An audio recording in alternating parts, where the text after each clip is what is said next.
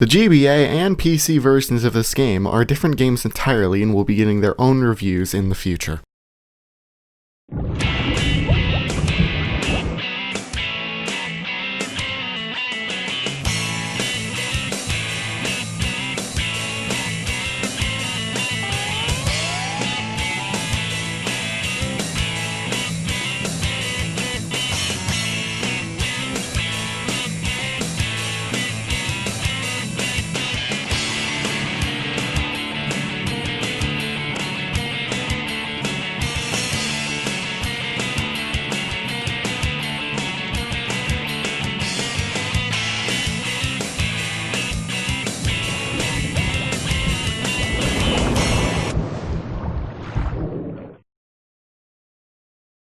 Battle for Bikini Bottom is probably one of the most important licensed games of all time, and obviously the most well known. So important that for years now, fans have been petitioning for it to be re-released on modern consoles, and I'm beyond happy to know that is indeed happening. Battle for Bikini Bottom Rehydrated is looking great, and I simply cannot wait to play it. It's times like these I wish I could get review copies. I've already spent more than I should on the fun edition of the game after all. But before Rehydrated comes out, and while this game is at its peak relevance, I'm gonna rush far ahead to schedule and review the big one. Are you ready, kids? Aye, aye, Captain! I can't hear you! Aye, aye, Captain! It was one of the earliest SpongeBob games, only preceded by Revenge of the Flying Dutchman, Super Sponge, Legend of the Lost Spatula, and some PC titles, releasing smack dab at the beginning of what I call a golden era for licensed games. Of course, it's what you expect, a standard 3D platformer with one central collectible, a smaller collectible that can be traded for the bigger collectible, a small currency, and maybe some level-specific collectibles for one objective. So you might be thinking, what makes this game so amazing then? Well, it's not that simple. You know how it is. Humble beginnings and all. It didn't become popular overnight. Even reviews at the time ranged from fairly good to not having any of it. I'm constantly amazed by how much THQ and Heavy Iron got right. If you aren't a fan of SpongeBob, you'll probably find this a pretty average experience. However, if you're one who can get past the bright colors and accept this isn't an overly challenging platformer revolutionizing title, you can have more fun than a double overtime shift at the Krusty Krab. What really makes this one tick, though, is a level of creativity embedded into each scenario that makes it impossible to put down, regardless of your maturity or lack thereof. If you've had a neurosurgery more than twice, you may, and I stress the word, find a thimble's worth of entertainment here. If not, you'll get more kicks out of a sponge. Just an ordinary, pantsless sponge. But clearly not something on a level of Super Mario 64, right? It would fade away, but wouldn't be forgotten. Not many years later, many would look back on the games they played a decade ago. A few would pick up Battle for Bikini Bottom, remembering the fun they had, maybe expecting to laugh at a messy cash grab game they only liked once because they were a child, or giving it the benefit of a doubt and expecting it to be as good as they remember. There's no way to tell what they were thinking. But something special happened at that time. Almost suddenly, hundreds started popping up, seeing this game and going, Hey, that's pretty good. It gained popularity. Quick. Alongside this mainstream relevance rising, something else was brewing in the background. Enter the speedrunning community.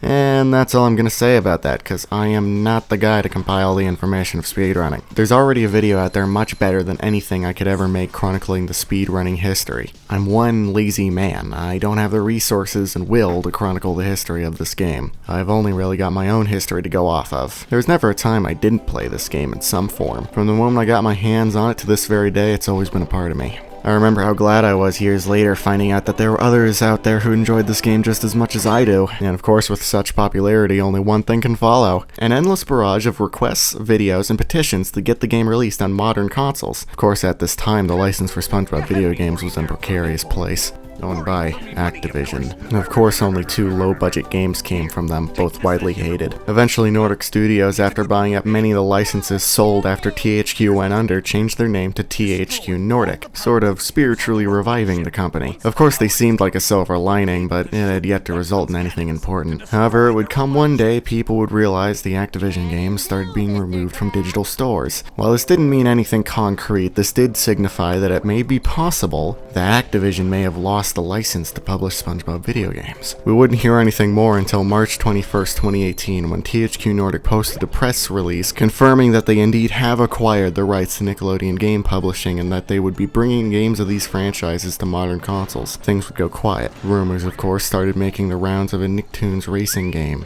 People believed to perhaps be a remake of Nicktoons Racer on the PS1, and while the Nicktoons racing game would come around, it would have nothing to do with THQ Nordic and be low effort anyways, only confirming that Nordic did not get exclusive rights. But right before E3, on June 15th of 2019, we would get an absolute nuclear bomb.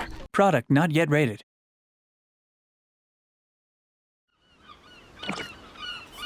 Are you ready, kids? I'm ready!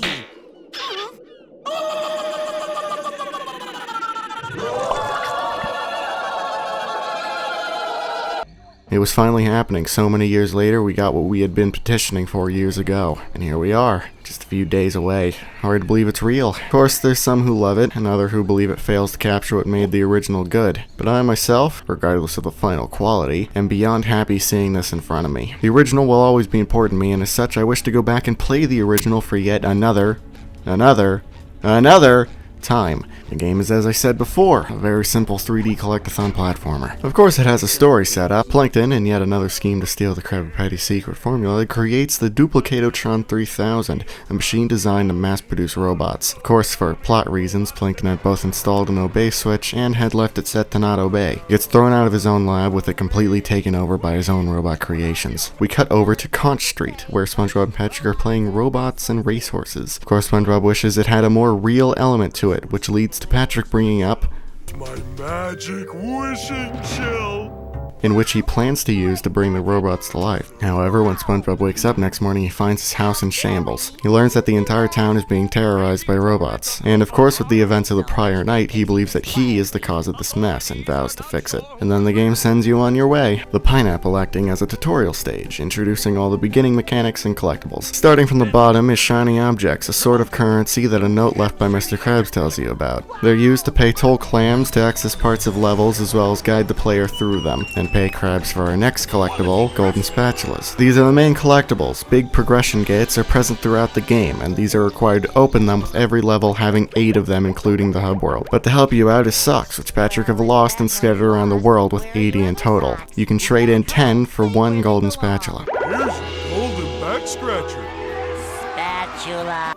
Some other small stuff includes the golden underpants, which gives the player an extra hit point. 1 can be found per hub world segment, so you start with 3 and end with a maximum of 6. Other collectibles can be found within specific levels, like steering wheels and crystal things. The hub world is very simple. Rather than being an easy level in and of itself, it has a taxi pad to every level in the game. It has 3 segments, each with 3 levels separated by a boss. 1 level in each segment is already open and does not have a spatula requirement. This early, of course, only one is open, Jellyfish Fields. You like Green Hill and Sonic? No? Well, that's kind of how I feel about this level. It's a fine level, however, having played the game, I've long since tired of its design, but it provides a safe playground for the beginning mechanics and basic stage structure, usually consisting of 4 segments with a fair amount of platforming variety throughout. Each stage usually has some form of large objective that you're working towards while doing all the other objectives in the stage. In Jellyfish Fields, it's Squidward needing medicine to deal with stings. Downtown Bikini Bottom has you collecting steering wheels to aid in the citizens' evacuation. Dutchman's Graveyard has you reclaiming the Dutchman's ship from the robots, shutting down the Mermalayer computer and the Mermalayer, with smaller objectives along the way. Of course, with so many missions and levels, quality can vary. Highlights include Sand Mountain, which is entirely based around the sliding mechanic in the game. It plays a small role in the other levels, but Sand Mountain is entirely slides and time trials. It's a nice break from the gameplay of the other levels, and it's placed right in the middle of the game. And by far my favorite of them all is the Dream Bubble. Based on the Sleepy Time episode, it features 1 large hub-like area with 4 shoot-off levels, a giant slide in the skies of Texas, a music sheet with the most difficult and varied platforming in the game, a combat arena, and finally,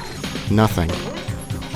But this brings up some unused content. One of the biggest parts of it is an early unfinished Patrick's Dream. No skybox, but it's clear what this level was supposed to be. It paralleled Sandy's Dream by having you play as Patrick throughout the level and includes early tikis. By now you might have noticed, but this game is absolutely filled with references to the show itself, whether it be level areas and concepts or smaller stuff such as dialogue. Even an unused item referenced to Sunday and Something Smells. Really shows that people at Heavy Iron were fans of the show. But on the other side of the coin, there are the not so good levels. Rock Bottom overall is boring, It has some interesting platforming set pieces, but it underutilizes the sneaking platforms and doesn't do much outside of the museum. While Jellyfish Fields is a good starting level, it's boring in future playthroughs. And by far the most egregious of them all is Kelp Forest. It takes everything bad about Rock Bottom and increases it twofold. Dark, long, easy to get lost in, and has the worst mission in the game contained entirely in the Kelp Caves. Seems simple at first. You must simply collect crystals for Barnacle Boy to unlock a new power and be given a golden spatula. Where this trips up is,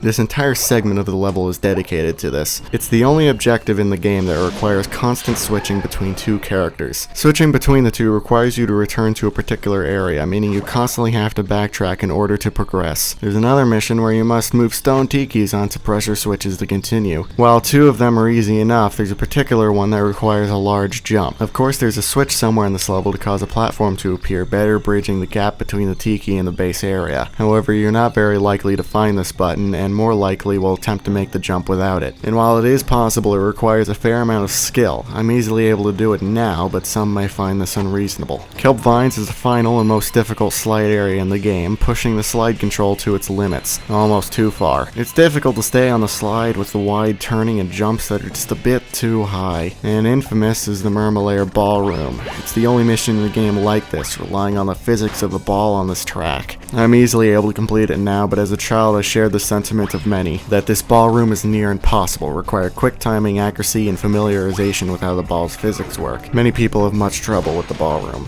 Crab's Dream and the Dream Bubble, as I've said before, is a combat arena. However, many people, including myself, hate this mission. It requires you to defeat enemies to cause platforms to lead you up to the robot generator so you can destroy them. Combat in this game isn't anything big. Just spin into them a few times, but it's incredibly easy to get hit, and if you so much as dare be mid-air when you get hit, you will go flying. The knockback in this game is insane, almost unfairly so. For this mission, you are best off getting to this hidden tiki and picking off the robots from a distance. Luckily, as a collectathon, you're able to skip objectives or entire levels if you wish. You're only required to get 78 golden spatulas before being able to beat the game. But let's jump back a bit. Throughout the game, you will not only use SpongeBob, but will occasionally switch to Patrick or Sandy, both with their own moves. Patrick gets the ability to throw objects, and Sandy mostly relies on her lasso, using it to defeat enemies and glide in the air. They're usually very situational, and you can only play as either Patrick or Sandy depending on the level. Each character controls mostly the same, a double jump, a large amount of air control leading to a satisfying feeling to the way the game controls. SpongeBob has the most moves of them all, including an upward bash, a slam move, and a spin attack. Along with all these base moves is the unlockable Bubble Bowl and Cruise Bubble from defeating bosses. The Bubble Bowl is good for hitting ground enemies at a distance, but it's difficult to control and it's often just easier to run up and spin them. The Cruise Bubble, on the other hand, is one of the most useful attacks in the game. It keeps you defenseless in one location, but you get a missile you can control for a certain amount of time, capable of destroying distant targets. And while it's relevant, there are 3 bosses, one of which I'll save for later. All are based on the playable characters. The first is Robot Sandy and the second is Robot Patrick.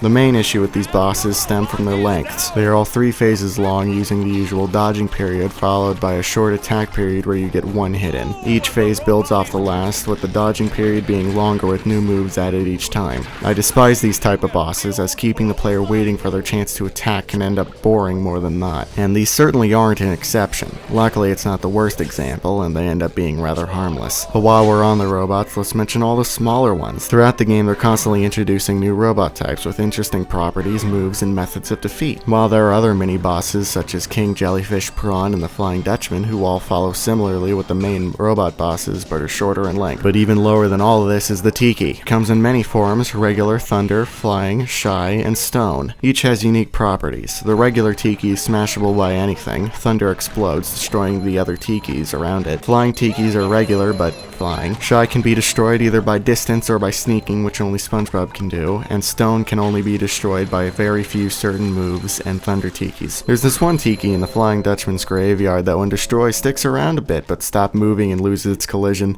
I find this glitch rather charming, and if rehydrated by some rare chance alludes to this, I would be overjoyed. Destroying any of these gives you more shiny objects, and if you destroy multiple of these or multiple robots at once, in comes the combo system. The higher the combo, the more shiny objects. It's a small, almost unnoticeable thing, but sadly no matter how good you are at gaining these shiny objects, nothing can prepare you for Mr. Grab's golden spatulas. No matter how well you play, in order to get these, you will need to grind shiny objects. A lot. The amount required to get all 8 is outrageous. Not helping is the massive amount needed to get into the theater.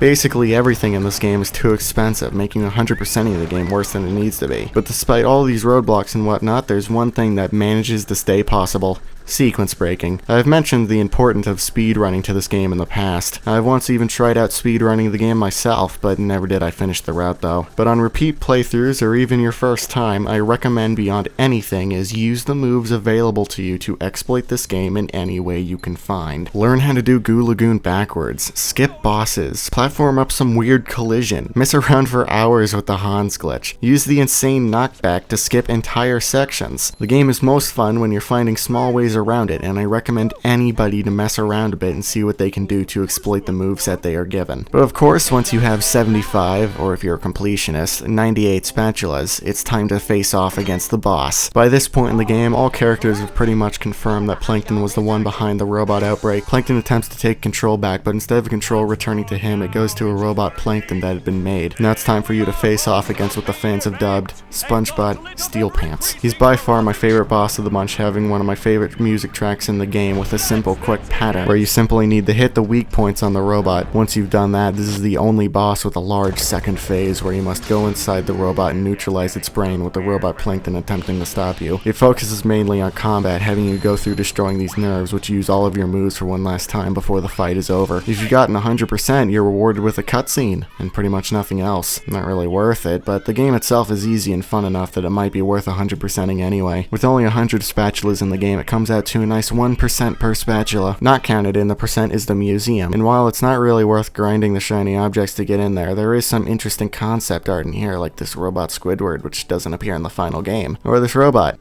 Wonder if he'll ever be important. We've yet to talk about the graphical areas of this game. This game isn't the best looking. Lighting used in certain areas is too dark. There's these odd dark patches on certain platforms, and color overall rather feels dull. And the transitions of the characters to 3D, while I believe to be very good, can put some off, and the remake is no exception to this. Polygon count wise, everything looks smooth, and the game manages to run at a mostly smooth 60 frames a second. And how could I forget to mention the music? Every level has its own theme, from the Hawaiian themes of the Hub World / Sand Mountain,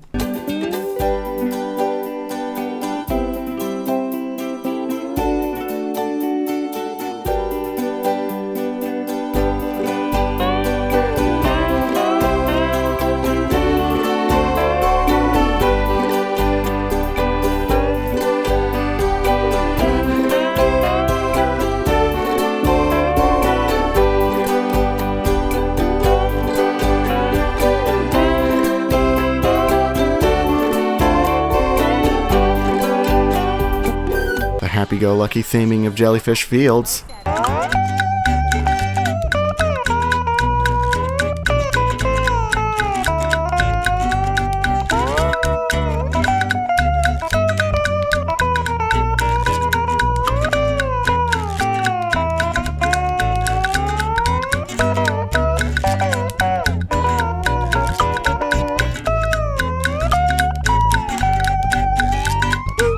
the base of downtown Bikini Bottom.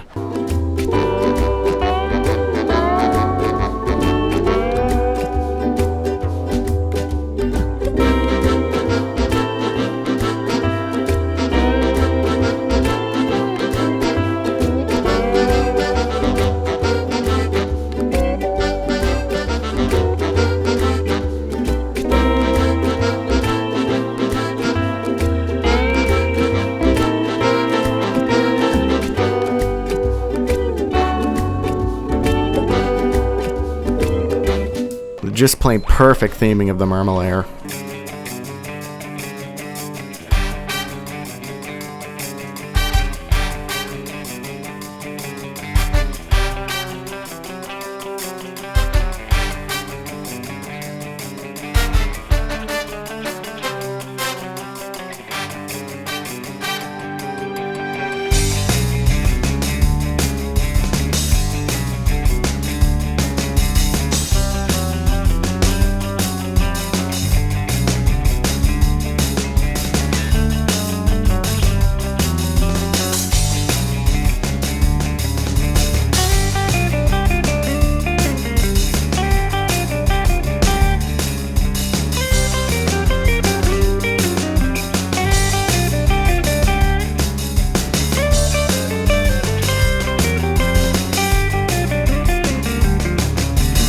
the dark ambience of rock bottom.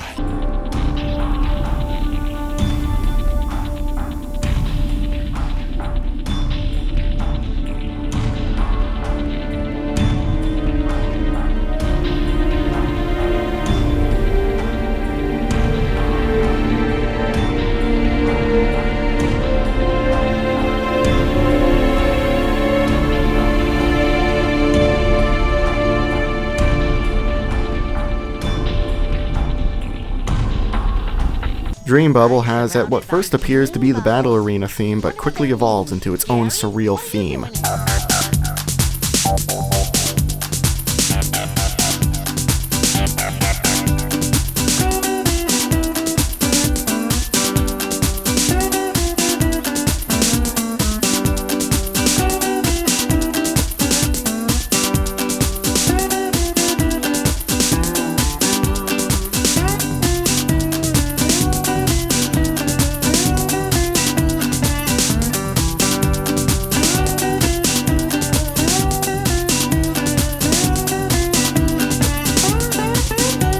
And the slide theme is a rockin' piece that keeps the player excited throughout.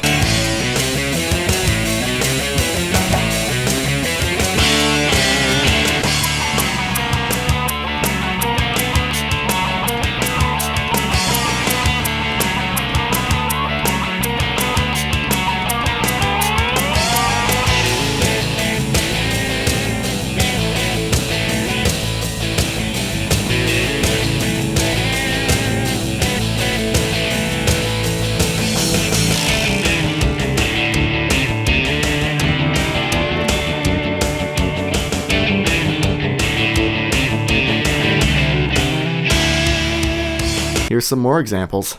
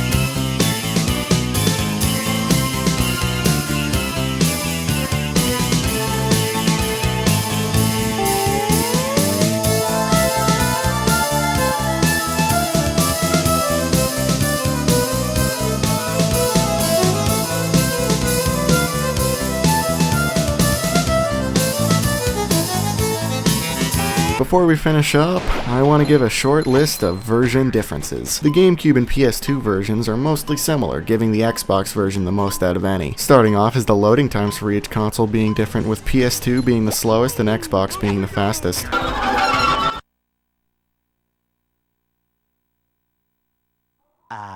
There's nothing like the sounds of your own neighborhood. When auto-saving a game after collecting your golden spatula, the GameCube and PS2 versions freeze up for a second or two. This does not happen in the Xbox version.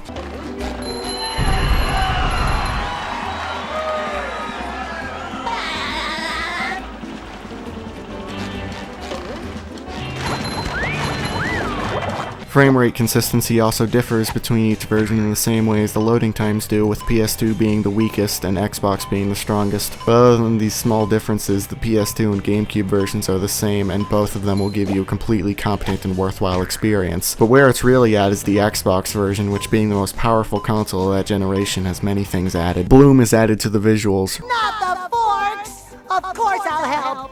But wait, I'm supposed to collect a whole lot of golden spatulas. Robots are given a shiny reflective texture. Texture resolutions overall are much higher. Screens are kept as backgrounds during loading screens.